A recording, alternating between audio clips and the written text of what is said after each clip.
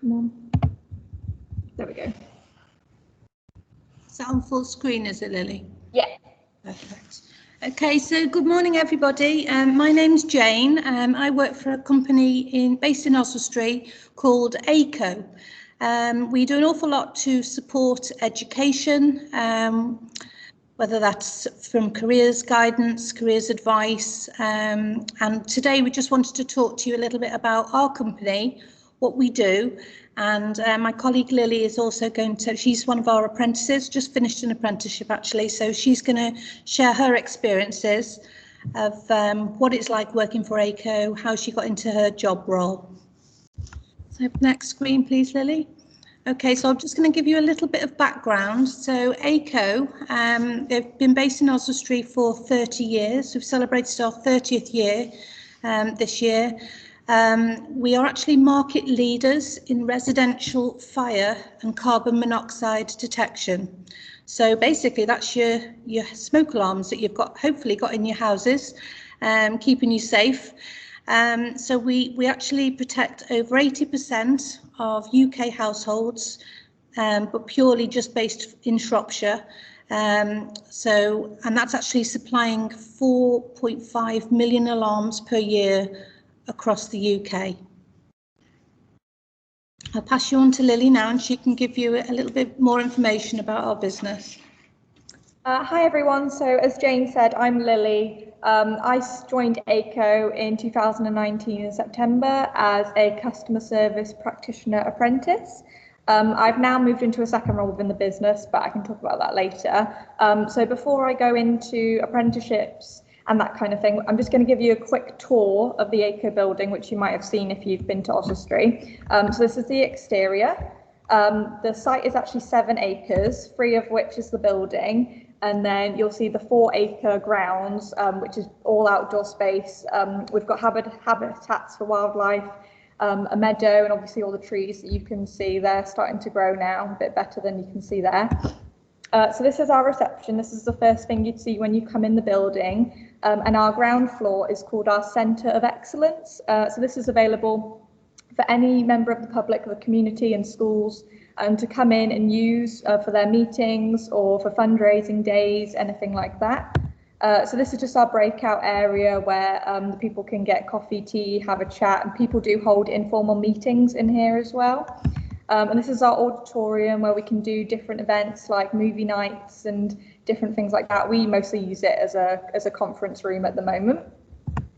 And then this is in our hallway. So as you can see, our environmental credentials on the wall of all our outdoor space, and then some of our Aico in the community features. So we commit a lot of our hours to volunteering, helping the local community, that kind of thing. So that's the figures that you see on the far right.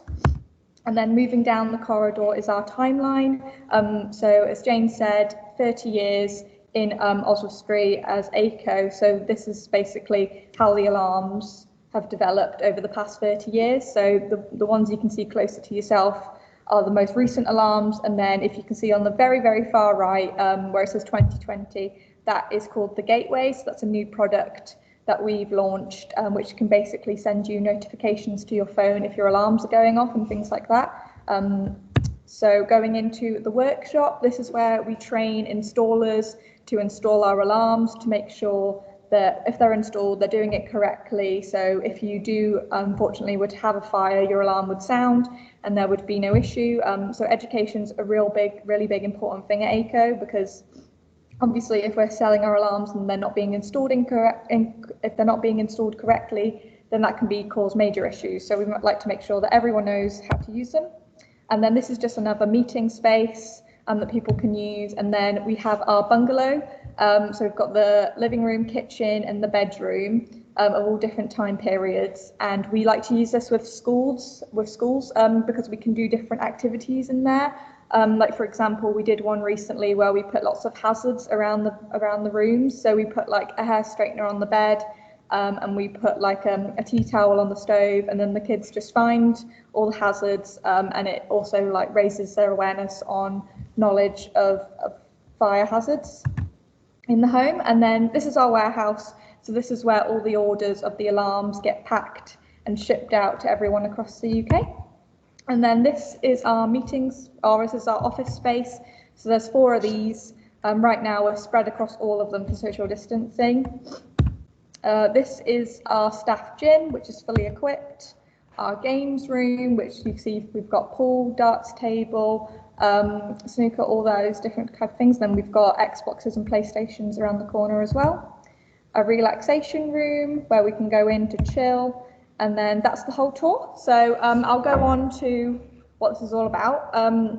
So at Aico, we have a number of different departments in the business. So our regional specification managers are our external guys. So they work around the UK in all different regions, basically making sure our alarms are getting out there to the people that need them. And then we've got all the rest of the departments internally. So internal sales, who deal with all the kind of customer queries as well as the orders that come in for the alarms. Then obviously we've got finance, who deal with all the money, and then technical, who also do troubleshooting, and they work with the installers to make sure if they've got a problem that they can solve it. We've got product development internally, which work with the factory where they develop the alarms to sort out any issues with products, as well as obviously develop new ones. And then we've got operations, which is the warehouse, who, like I showed before, deal with all the orders and get them out every day. And then we've got marketing, who obviously deal with the social media and different things like that. And then we've got IT, who help us with all our problems, because none of us know how to work computers, especially during this time. So going on to my apprenticeship, or apprenticeships in general, sorry. So we have done apprenticeships for a couple of years now at Aico, and we offer quite a different variety. That top one there, customer service practitioner, that's the one that I've done. And then engineering operations is the technical side, digital marketing is obviously marketing, assistant accountant and infrastructure technician, which is another technical one.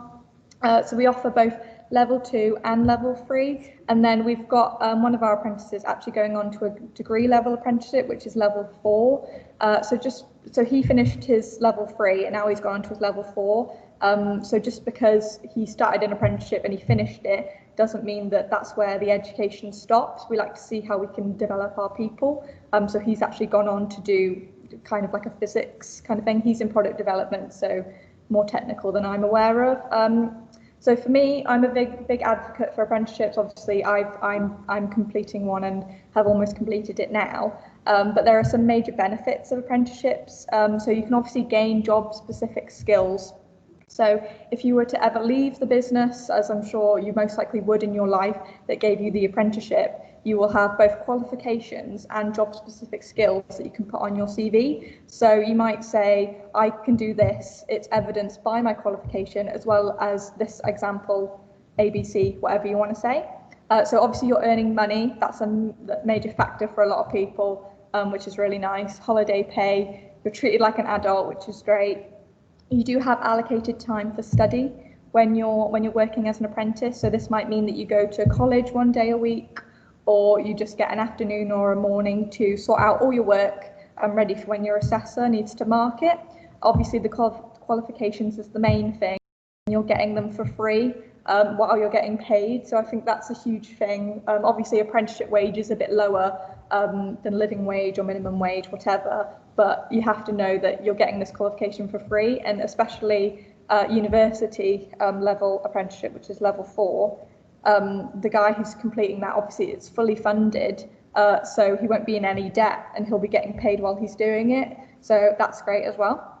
And then build up of experience. So obviously when you join, it's not so much pressure, I think, as if you were to join as a full-time member of a team, because you're new and you're building up that experience. And I found everyone to be really supportive when you're an apprentice, because obviously they want to help you out. They want to make sure you grow as a team member and support you in any way that they can. So this is just kind of an overview of my apprenticeship. So as a customer service practitioner, we do a number of different things, which is the internal sales department.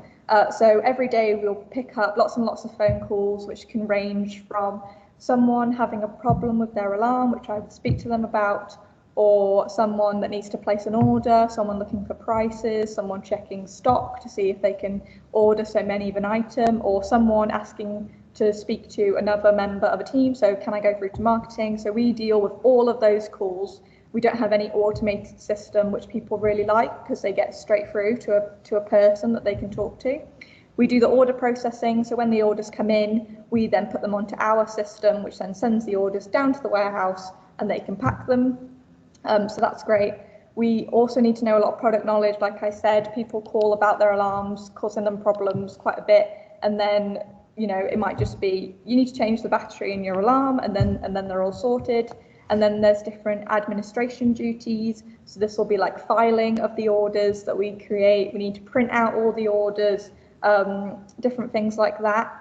And then, so there's a number of skills that come with it as well, that you will develop, or I have developed over my apprenticeship. So you need to have really good customer service. And I find it to be really, it's not difficult to have excellent customer service. I think you just need to be nice to the people on the phone. And hopefully then they'll be nice back. And then it's really rewarding when they say, thank you, you've really helped me. So I think that's a great one.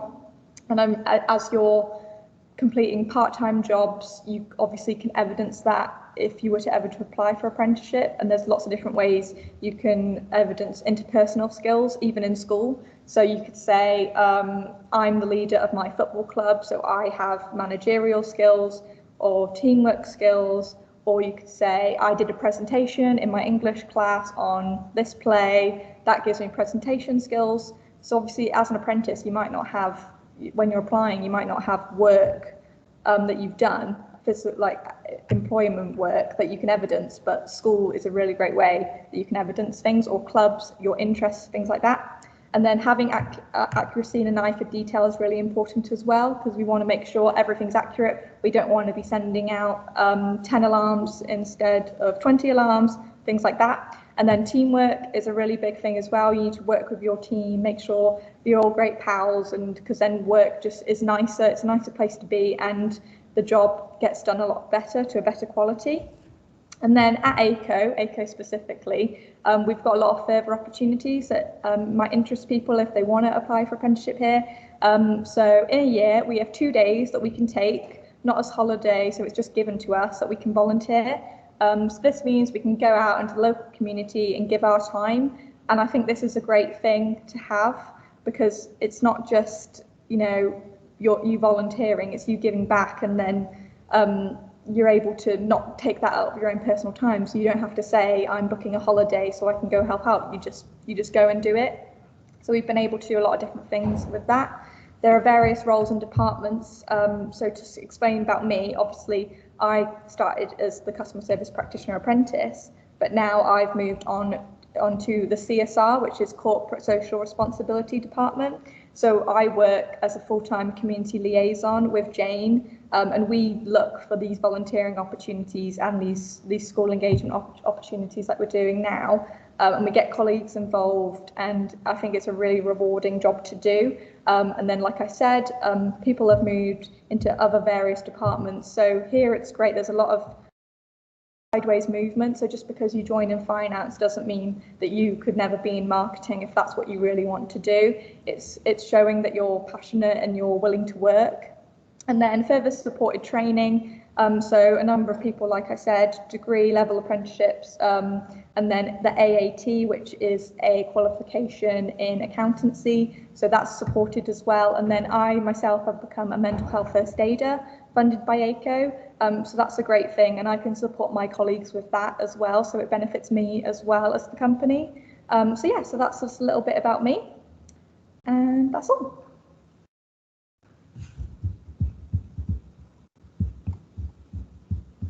Hopefully that gives you a good insight into what we do and our apprenticeships. Thank you, Lily.